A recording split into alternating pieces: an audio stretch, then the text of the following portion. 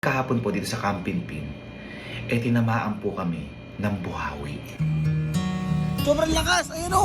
Oh! Oh!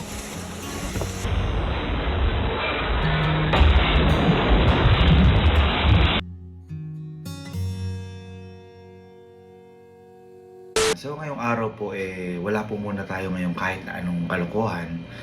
Dahil kahapon po may nangyari po dito sa Camping-Pin.